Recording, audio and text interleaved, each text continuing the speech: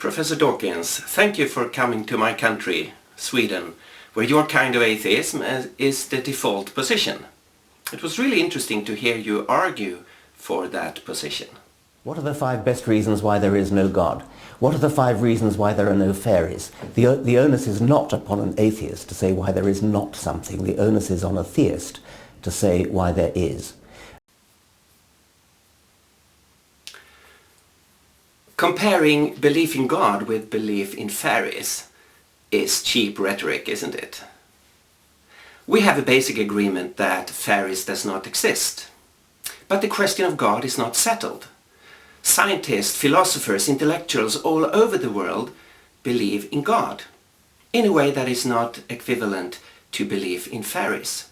So we need to argue for our case. By the way, there are situations when it's obligatory to show why we can know something is not there. Like when a policeman assures us there is no bomb in the house. In relationship to God, both atheists and theists have to carry the burden of proof.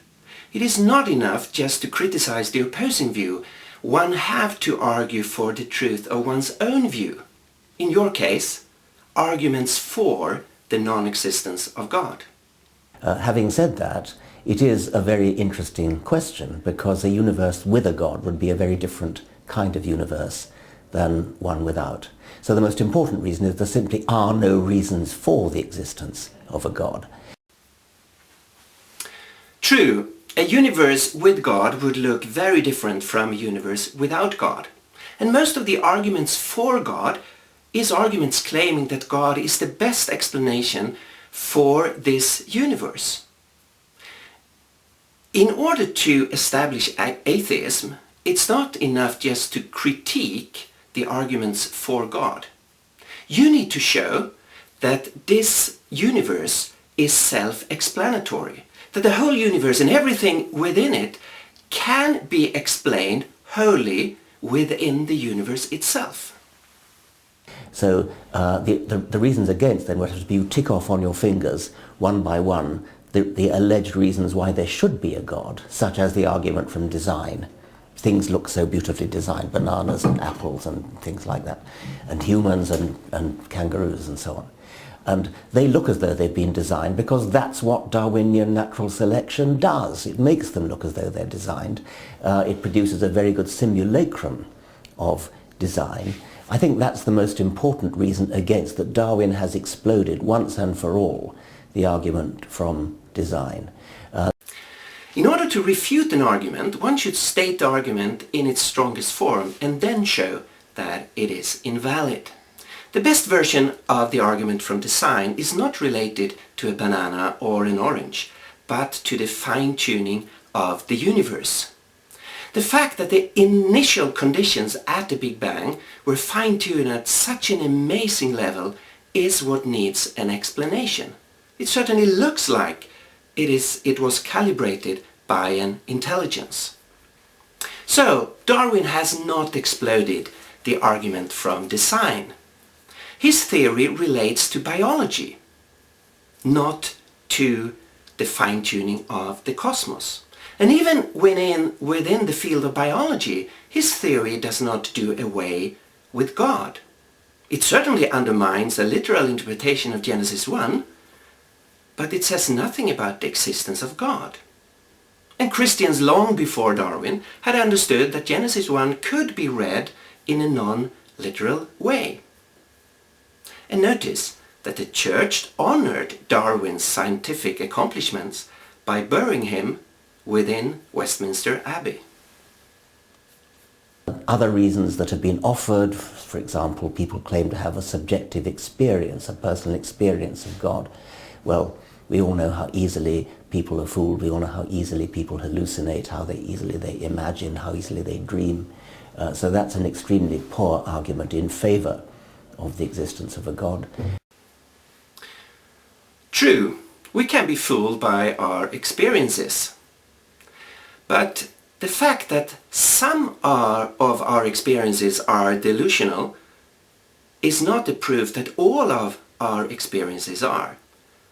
So, What are the actual arguments that all our religious experiences are delusional? What other arguments are there? The argument from first cause, well, that shoots itself in the foot, because if you're going to postulate a God as a first cause, you've then got a really big problem explaining where the God came from.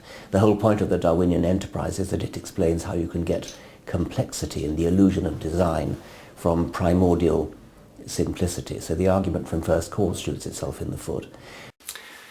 The objection that God would need a cause relates to the finite gods of polytheism. But the contemporary discussion about God concerns the Judeo-Christian concept of God, an infinite personal God who has no beginning and no cause, but who is the great I Am. To ask for a cause for God is to make a category mistake.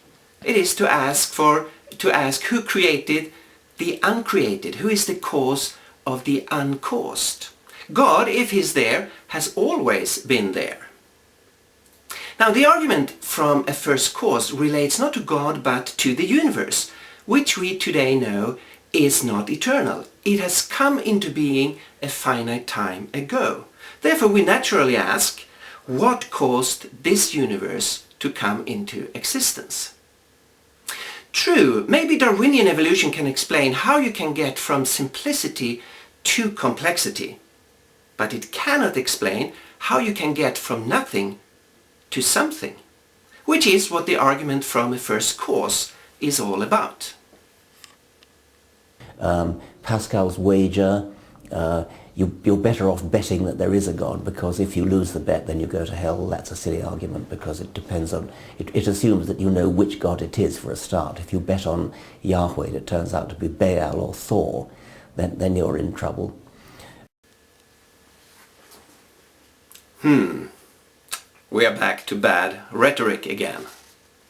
There is no serious discussion going on about the existence of Baal or Thor.